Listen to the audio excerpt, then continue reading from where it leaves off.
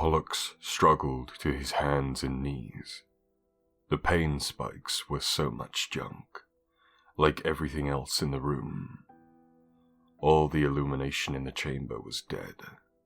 The sun was over the horizon, and the light of early morning shone through the aperture in the promontory, highlighting curls of smoke.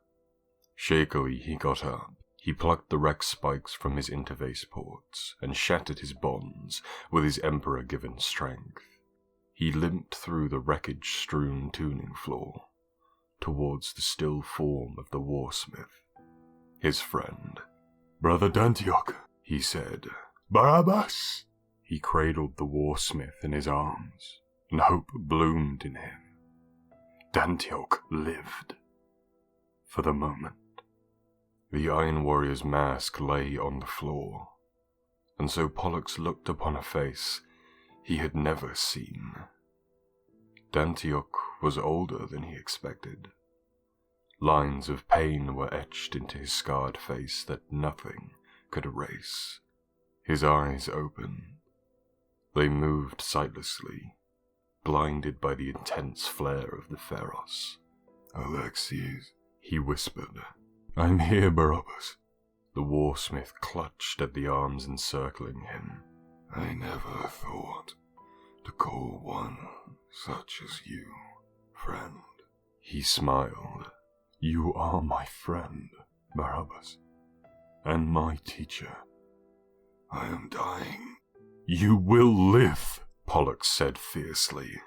Dantioch shook his head. Pollux wished he had water to give him. Anything. His croaking voice became more insistent. "Listen to me. I saw such things in the light. This war is only the beginning." He swallowed, and his throat clicked painfully. "The beginning of the end." Dantioch gasped and settled back, his strength finally leaving him. "But I am glad, Alexius. I am glad to have been. I am glad to have known you.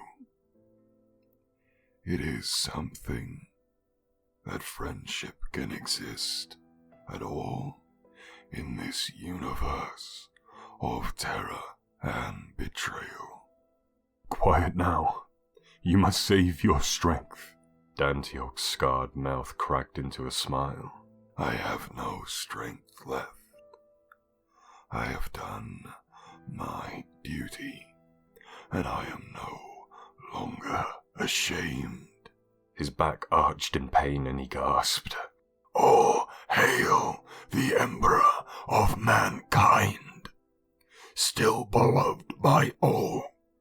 May his dream be saved, even if we cannot." A long, rattling breath escaped him, and his face stilled. Dantioch's body went limp in Pollux's arms. "Barabas!" cried Pollux. "Barabas! Brother!" He bent his head and wept for his enemy, his friend.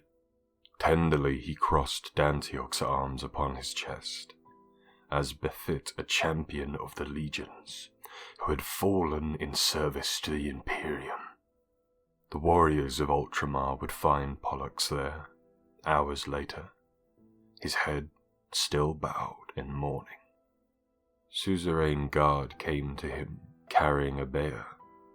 They made to raise Dantioch up, but Pollux stopped them.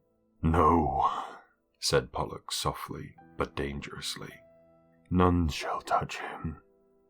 I will carry him, for he was my brother."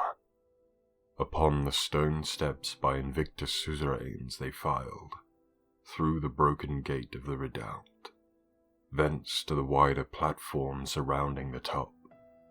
At the far end, away from the gun emplacement and nested astronomical instruments, was a pyre of dried quick-tree wood. Atop it, his armor battered but his face serene, lay the body of warsmith Barabas Dantioch. Gilliman stopped by the pyre, his great stature allowing him to look down upon the dead warrior. "You have not replaced his mask," he said. "It was a symbol of shame to him," said Pollux. "He wore it as a constant reminder of his legion's betrayal. He no longer has anything to be ashamed of." "That he does not." Gilliman held out his hand. Captain Casimir placed a golden torch into his grip, a hot flame burning true in the horn in the end. Gilliman presented it to Pollux. "The honor should be yours." "My lord, if it pleases you, it would be a far greater honor done to Barabas if it were you, the mightiest of the Emperor's sons, who sends him on his way." "Very well," said Gilliman, nodding in deference. With a crackle of parting wood, he thrust the torch deep into the quick tree pyre. They stepped back as the fire caught. Tongues of flame curled around the body of Dantioch, blackening his armor, licking at his scarred flesh amidst the pillars of scented smoke that carried heavenwards. "Company!" bellowed the foremost of Gilliman's guards. "So passes Dantioch, hero of the Imperium." They roared and discharged their bolt guns. The weapons boomed as they launched their projectiles, the propellants igniting and sending them fizzing into the sky, banging again as they breached the sound barrier. "So passes Dantioch, hero of the Imperium. So passes Dantioch, hero of the Imperium."